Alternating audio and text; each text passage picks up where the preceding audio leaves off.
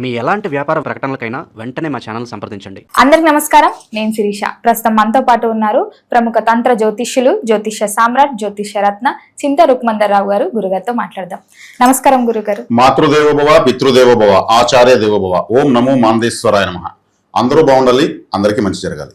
గురుగారు, విశేషంగా ఈ ఏప్రిల్ మాసంలో ద్వాదశ రాశులైన మేషరాశి వారికి ఈ మాసం ఎలా ఉండబోతుందంటారు? ఎలాంటి జాగ్రత్తలు తీసుకోవచ్చు అంటారు?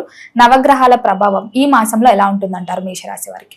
మేషరాశి వాళ్లకు ఈ ఏప్రిల్ మాసం 2026 సంవత్సరం మేషరాశి వాళ్ళకి ఎలా ఉందంటే, ప్రతి రాశి వాళ్లకు చెప్పాల్సి వస్తుంది. ఇక్కడ ఒక పాయింట్ మాత్రం ఏంటంటే, అది కాలసర్ప దోషం నడుస్తూ ఉంది ప్రస్తుతానికి.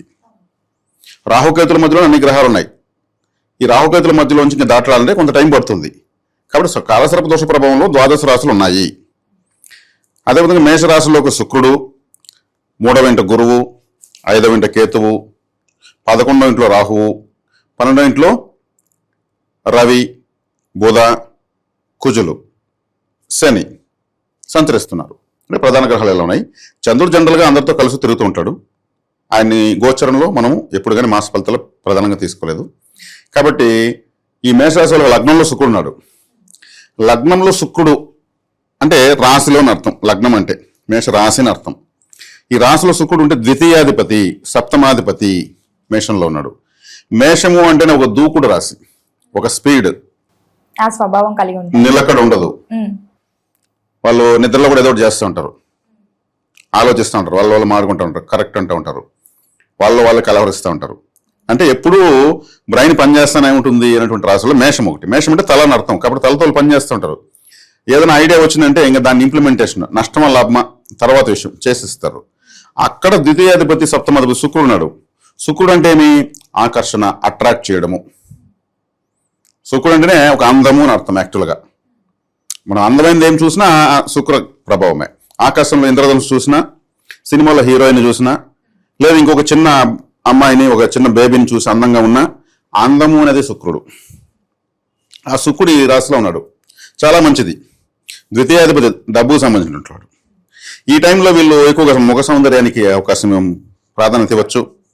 వీళ్ళని చూసి ఎవరైనా కూడా ఏం ఇండోలో లాగా ఇప్పుడైతే కొత్తగా కనిపిస్తున్నావు, ఒక కొత్తగా కొంచెం స్టైల్గా కొంచెం ఫ్యాషన్ కనిపిస్తున్నావు, మేకప్ బాగా మెయింటైన్ చేస్తున్నావు అనేది కూడా అవకాశం ఉంటుంది.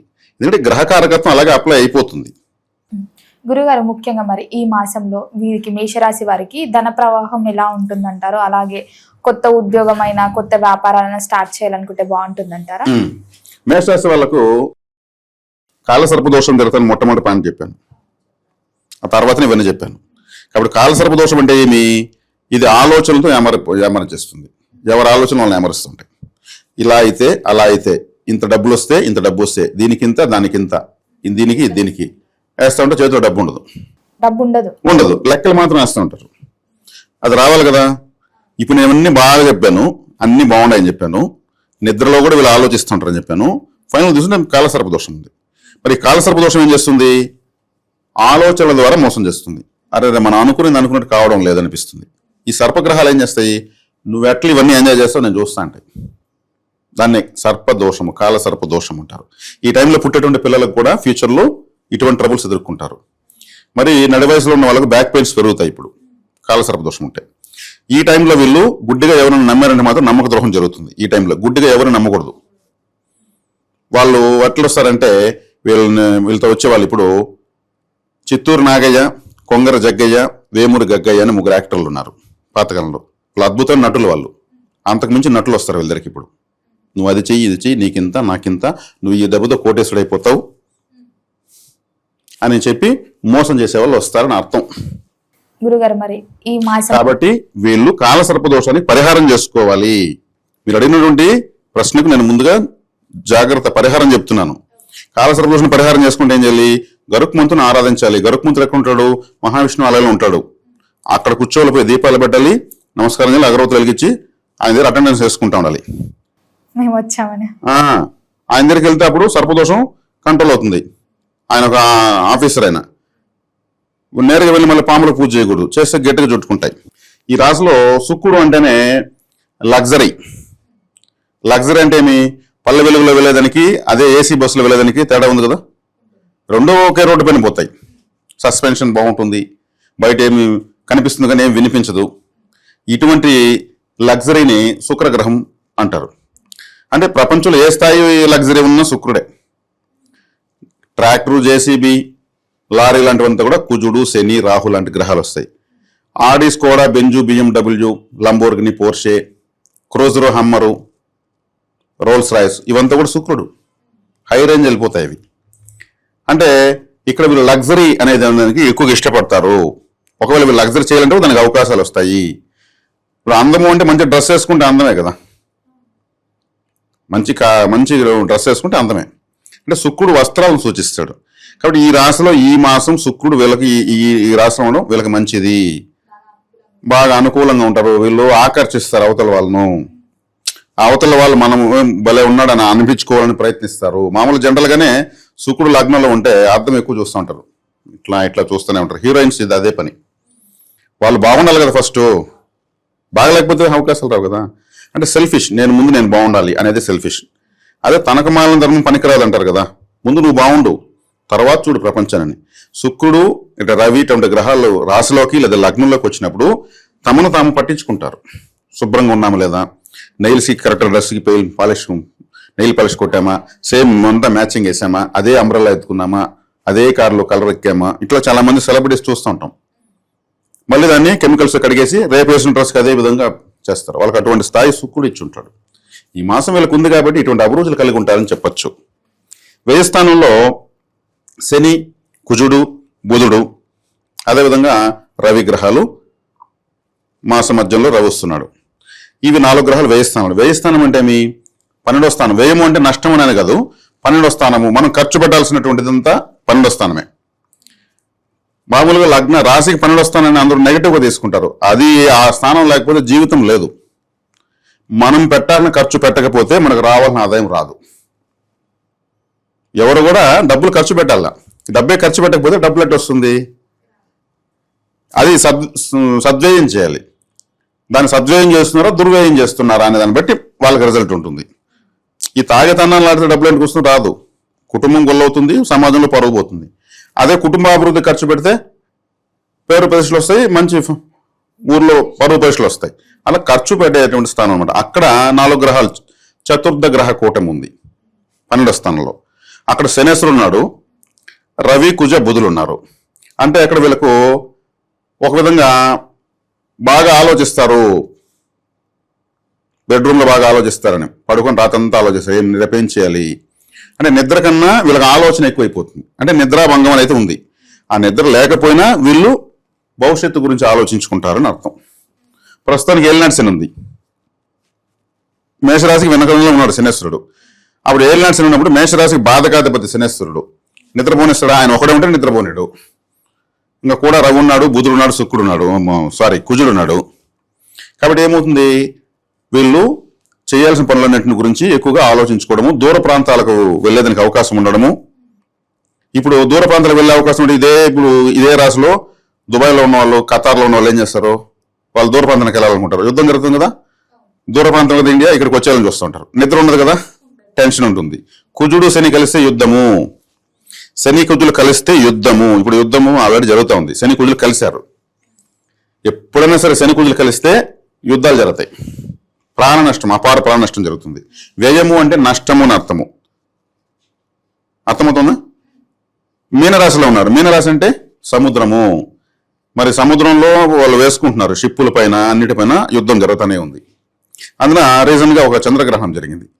చంద్రగ్రహణం భారతదేశానికి కనిపించదు, పాక్షికంగా ఒక 27 మినిట్స్ అంతే. ఎక్కువ కనిపించేది వేరే ప్రపంచంలో కదా కనిపించింది. అంటే చంద్రగ్రహణ ప్రభావంతో ప్రపంచానికి అరెస్టం రావాలి కదా, వాళ్ళ అరెస్టం జరుగుతుంది కదా, యుద్ధము కుజశనులు కలిసిపోయారు కదా. కాబట్టి ఎక్కువగా ఆడ ఉందన్నమాట. కాబట్టి అక్కడున్న వాళ్ళంతా కూడా మన ఇంటికి మనం వెళ్ళిపోదాము, ఏం దొరికినా సరే అలా ఆలోచనతో ఉన్నారా? అలా ఆలోచనలు పెరుగుతాయి. కాబట్టి అట్ట వాళ్ళ ఆలోచన వాళ్ళకి వచ్చిన నష్టం అయితే ఏం లేదు, అక్కడ ఏం జరగదు వాళ్ళకు.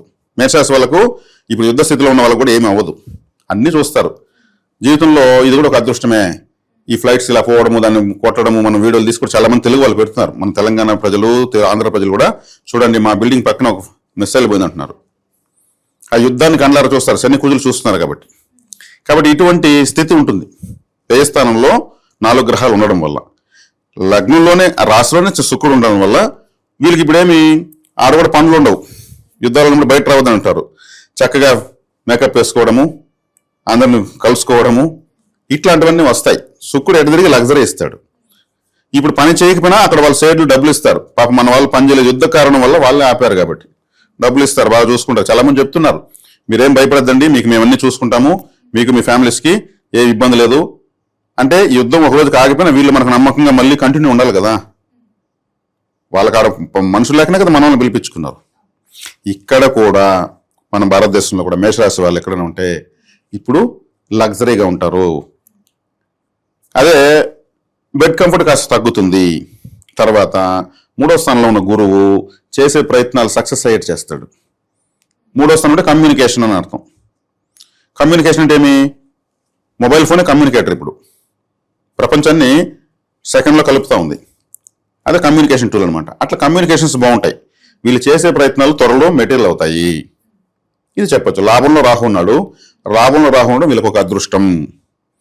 లాభస్థానంలో రాహు ఉన్నాడంటే మల్టిపుల్ టైమ్స్ బెనిఫిట్ ఇస్తాడు.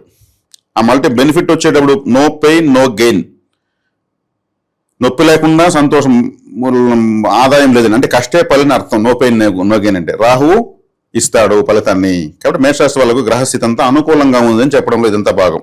గురుగారు, మరి మేషరాశి వారికి ఈ మాసంలో జీవితం ఎలా ఉంటుందంటారు? కుటుంబ వాతావరణం ఎలా ఉంటుందంటారు? గృహయోగం, వాహనయోగం ఉందంటారా? మేషరాశి వాళ్ళకి ఈ మాసము కుటుంబ జీవితం చాలా బాగుంది. కుటుంబ స్థానాధిపతి శుక్రుడు లగ్నంలో ఉన్నాడని చెప్పాను, రాశిలో. సప్తమాధిపతి రాశిలో ఉన్నాడని చెప్పాను.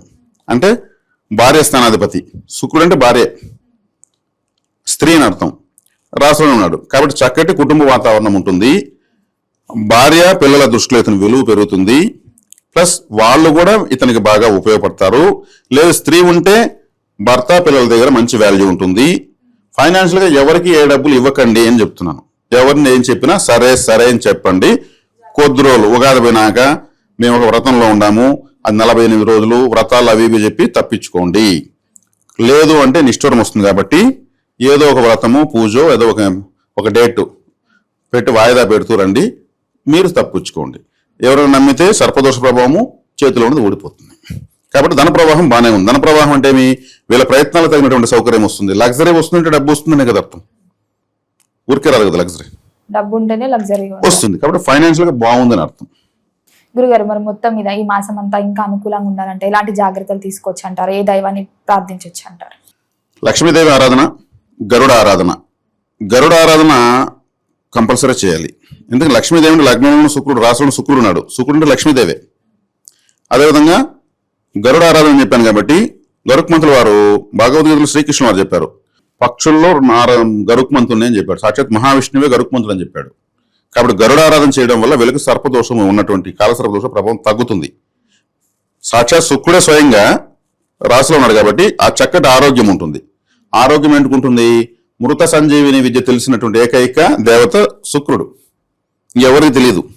పరమశివుడి తర్వాత ఆయనకే తెలుసు మృత సంజీవిని విద్య, చచ్చినా బతికిచ్చేటువంటి విద్య. కాబట్టి వీళ్ళకి ఆరోగ్యం చక్కగా ఉంటుంది. కాబట్టి వీళ్ళు తీసుకున్న జాగ్రత్త రెండే రెండు. ఒకటి, మనీ ఫ్లోటింగ్ ఇంకా పెరగాలంటే లక్ష్మీదేవి ఆరాధన, డైలీ పర్ఫ్యూమ్ యూస్ చేయాలి. లక్ష్మీదేవి ఆరాధన శుక్రుడు రాశులు ఉంటే డైలీ పర్ఫ్యూమ్ యూస్ చేయడము. ఈ రోజు వేసిన బట్టలు రేపు వేయకూడదు, డైలీ డ్రెస్సులు మార్చాలి. ఈ మాసం కనీసం వారానికి ఒక కర్చీప్ కొనాలి. అంటే వస్త్రం కొంటూ ఉండాలి. శుక్రుడు అనుకూలం అవుతాడు ఎప్పుడు కూడా. అంటే మనము షర్ట్లు ప్యాంట్లు చీరలు కొనలేకపోయినా కర్చీప్ కొంటే కూడా వస్త్రమే కదా.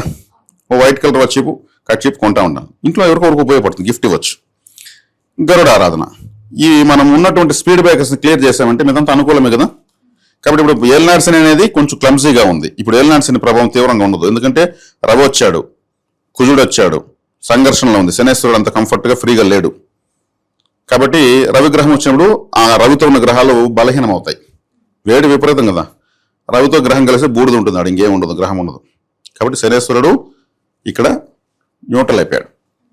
చక్కగా ఉంది మేషరాశి వాళ్ళకు ఏప్రిల్ మాసం. గురుగారు, మొత్తం మీద ఈ ఏప్రిల్ మాసంలో మేషరాశి వారికి ఎలా ఉండబోతుంది, ఎలాంటి జాగ్రత్తలు తీసుకోవాలో తెలియజేసినందుకు ధన్యవాదాలు. ధన్యవాదాలు.